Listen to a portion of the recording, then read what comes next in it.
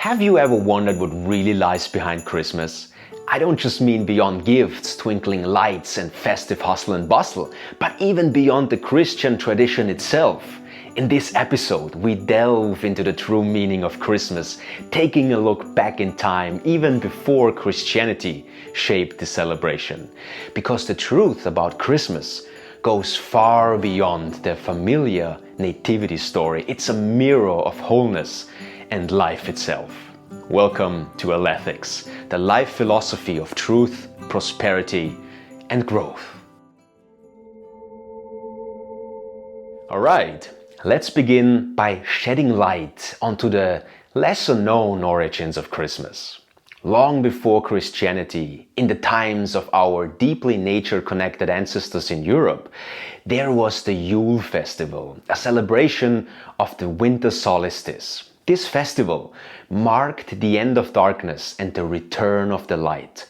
The winter solstice represents the longest night and the shortest day in the northern hemisphere. It's the period of greatest darkness, but it's also the turning point when the nights begin to grow shorter and the days filled with light become longer once again.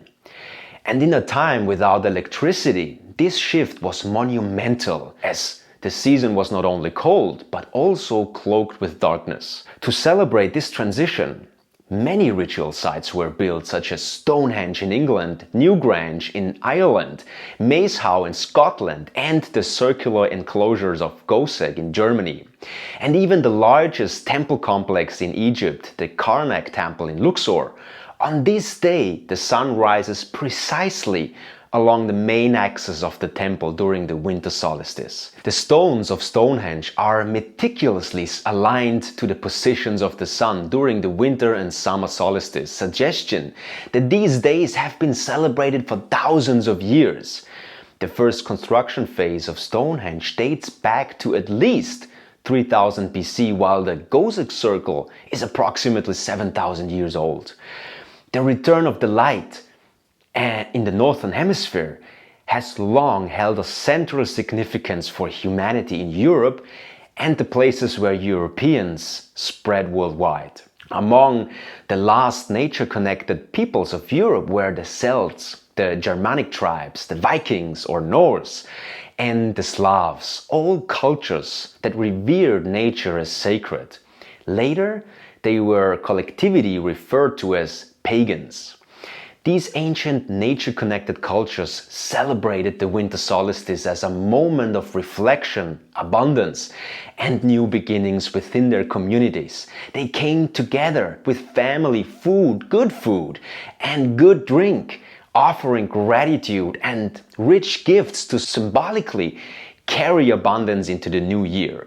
And doesn't that sound strikingly similar to how we celebrate today?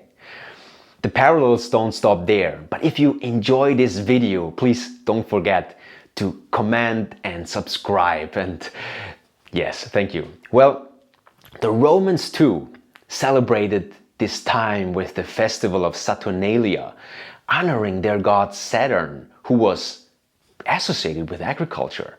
And this festival was marked by feasts, small gifts like candles to symbolize the light, and a symbolic reversal of social roles where slaves and masters, as well as children and adults, would exchange places. It was a time of revelry, abundance, and generosity. And as the Roman Empire expanded across Europe, many nature-connected peoples were displaced or assimilated, forced to adopt to Roman traditions and laws. To ease resistance, the Romans adopted Celtic and Germanic customs and festivals. And this led to the introduction of the official state cult of Sol Invictus, meaning the unconquered sun. December 25th was declared as the birthday of the sun, celebrating the return of the light after the winter solstice, which at the time of the Julian calendar fell on December 25th. The historical birth date of Jesus Christ is actually unknown and is more likely to have occurred in spring. With the Christianization of the Roman Empire, Christianity deliberately chose December 25th to link Jesus to the symbolism of light as the true light of the world. And this is why this date remains a holiday to this day.